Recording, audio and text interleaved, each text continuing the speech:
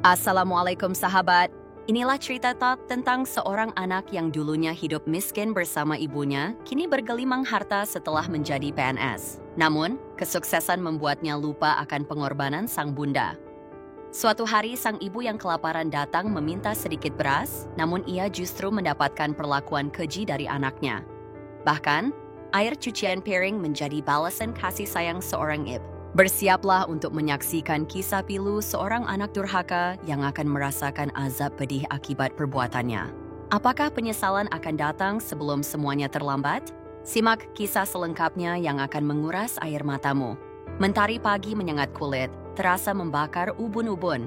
Di sebuah gubuk reyot berdinding anyaman bambu yang lapuk, seorang wanita renta bernama Nining menggeliat pelan. Usianya telah senja, keriput menghiasi wajahnya bagai lukisan kehidupan penuh perjuangan. Tulang-tulangnya terasa linuk, sisa-sisa kerja keras masa lalu. Namun ada satu nama yang selalu terukir di hatinya, mengalahkan segala rasa sakit. Arif, putra semata wayangnya.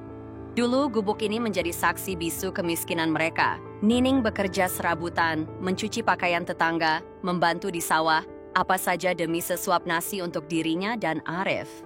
Setiap malam di bawah rembulan yang menerangi kegelapan, Nining selalu menyelipkan doa agar kelak Arif dapat mengangkat derajat hidup mereka. Ibu inginin kaum tidak merasakan pahitnya kemiskinan seperti kita? Ucapnya lembut sambil mengusap rambut Arif. Iya, Bu. Jika saya sudah besar dan mendapatkan banyak rezeki, saya akan membangun rumah yang layak untuk ibu. Ibu tidak perlu lagi bekerja? Jawab Arif kecil dengan mata berbinar penuh semangat. Janji polos itu selalu menjadi penyemangat bagi Nining. Ia rela menahan lapar demi memastikan Arif bisa makan kenyang dan mendapatkan pendidikan yang layak. Waktu terus bergulir. Doa Nining pun terjawab. Arif berhasil menyelesaikan pendidikannya dengan gemilang dan diterima bekerja sebagai pegawai negeri sipil. Kabar bahagia itu membuat Nining tak henti-hentinya menangis haru, memanjatkan puji dan syukur kepada Allah atas karunia-Nya. Awal-awal, Arif masih sering mengunjungi ibunya, membawa sedikit oleh-oleh dan menceritakan pengalamannya di kantor. Nining mendengarkan dengan penuh kebanggaan, matanya berbinar melihat putranya tumbuh sukses. Namun, perlahan telan di frekuensi kunjungan Arif mulai berkurang. Kesibukan pekerjaan menjadi alasan, meski hati Nining semakin merinduan kehangatan sang putra. Kemudian, datanglah kabar pernikahan Arif dengan seorang wanita bernama Melati. Nining berharap bahwa kehadiran menantu akan menjadi teman dan penghibur di hari tuanya. Namun setelah pernikahan itu, Arif semakin jarang pulang. Ia lebih memilih menghabiskan waktu di rumah mewah bersama Melati. Hanya melalui foto-foto pernikahan yang tergantung di dinding, Nining tersenyum getir menahan rindu, sementara rumah megah Arif berdiri kokoh di pusat kota, jauh berbeda dengan gubuk Nining yang kian lapuk dimakan usia. Dunia mereka kini terasa sangat terpisah, terbelah oleh jurang antara kemewahan dan kesederhanaan.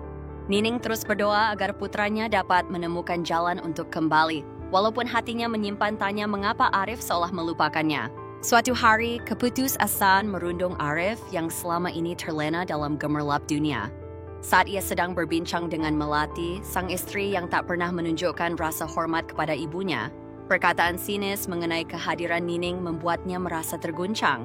Ibu kamu itu terlalu sering datang. Kita ini orang berada, malu dilihat tetangga, ucap Melati suatu malam dengan nada meninggi. Arif hanya menghela napas, tak berani membantah. Kilauan duniawi telah membutakan hatinya, sehingga janji-janji kecil masa kecil itu seolah punah, tertelan oleh ambisi yang semu. Di gubuk yang semakin kumuh, Nining terus menanti kedatangan Arif. Hari demi hari berlalu, namun sang putra tak kunjung pulang. Rindu yang mendalam bercampur duka saat Nining hanya bisa memandangi foto Arif kecil yang tergantung di dinding reyot sambil berdoa, "Ya Allah, jagalah anakku, semoga ia selalu dalam lindungan-Mu." Keadaan ekonomi Nining makin sulit. Usianya yang lanjut membuatnya tak mampu bekerja seperti dulu. Tabungannya telah habis, beras semakin menipis, dan perutnya pun sering keroncongan menahan lapar. Dalam keterdesakan itu, Nining memutuskan untuk pergi ke rumah Arif demi meminta sedikit bantuan, berharap bahwa putranya masih memiliki sedikit belas kasihan. Dengan langkah tertatih di bawah terik matahari, Nining berjalan menuju rumah mewah Arif yang tampak dingin dan jauh. Setiap langkahnya tidak hanya terasa berat karena tubuh yang lemah, tetapi juga karena harapan yang mulai pudar. Sampai di depan gerbang tinggi, Nining berasa kecil dan asing. Dengan jantung berdebar, ia menekan bel. Tak lama, seorang pembantu membuka pintu dengan wajah tanpa ekspresi dan bertanya, "Ada perlu apa, Nek?" Dengan suara pelan dan gemetar, Nining menjawab, Saya ibunya Arif. Tolong, jika ada beras sedikit, saya mau ambil untuk makan hari ini." Pembantu itu memandangnya dengan tatapan merendahkan, lalu mengabarkan, "Sebentar, saya panggilkan Ibu Melati." Tak lama kemudian, Melati muncul dengan wajah masam dan berkata dengan nada tinggi, "Ada apa lagi ibu datang ke sini? Bukankah sudah saya bilang jangan sering-sering datang?" Perkataan itu membuat hati Nining semakin remuk, namun ia mencoba bertahan. "Anakku Arif, dulu kamu berjanji akan membangun rumah yang layak untuk ibu," ucap Nining lirih sambil menahan air mata. Namun tak lama kemudian, Arif muncul di dalam rumah dengan wajah kesal dan berkata, "Ibu, sudah kukatakan jangan sering-sering datang. Aku malu dengan teman-teman dan tetangga." Nining terisak, hatinya hancur mendengar perkataan putranya. Tanpa menunggu jawaban, Arif dengan kasar menarik tangan Melati masuk ke dalam dan pintu rumah ditutup rapat, meninggalkan Nining tepak dengan perasaan kosong. Sejak saat itu, Nining hanya bisa menanti hari demi hari dengan rindu dan harapan yang semakin sirna. Kondisi ekonomi semakin sulit dan ia tak punya apa-apa lagi untuk diandalkan. Pada akhirnya, Nining memberanikan diri pergi ke rumah Arif untuk meminta bantuan, namun sambutannya sangat dingin.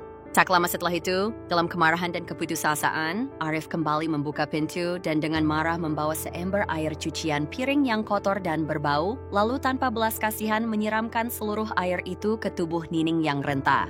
Air kotor itu membasahi seluruh tubuhnya, bercampur dengan air mata Nining yang terus mengalir.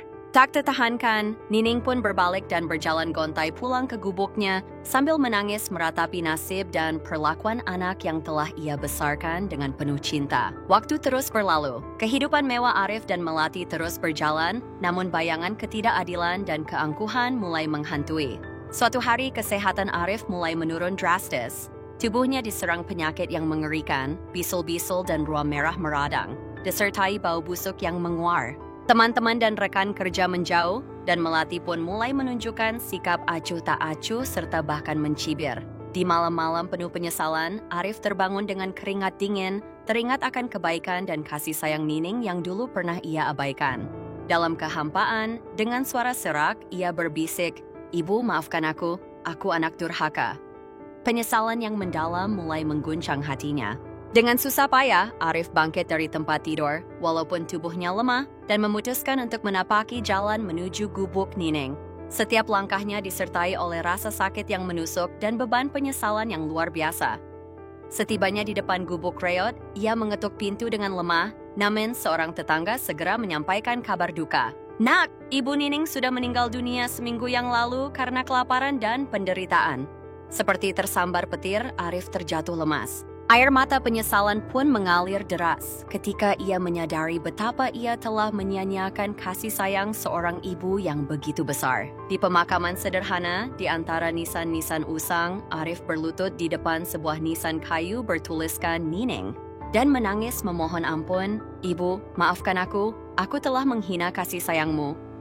Penyesalan yang mendalam itu akan terus menghantui Arif sebagai pelajaran pahit bahwa kesombongan dan kezaliman terhadap seorang ibu membawa azab yang tidak terbayangkan. Kisah Arif menjadi pengingat bahwa kebahagiaan sejati tidak terletak pada harta dan kemewahan, melainkan pada penghormatan dan kasih sayang kepada orang tua. Jika ada hikmah yang dapat kita petik, biarlah itu tentang pentingnya berbakti dan merawat mereka yang telah menggorengkan segalanya untuk kita. Terima kasih telah menyimak kisah yang penuh duka dan penyesalan ini. Jika cerita ini menyentuh hatimu dan memberikan pelajaran berharga, jangan lupa untuk memberikan like, tuliskan komentar pendapatmu, dan subscribe channel ini agar tidak ketinggalan kisah inspiratif lainnya. Sampai jumpa di kisah berikutnya.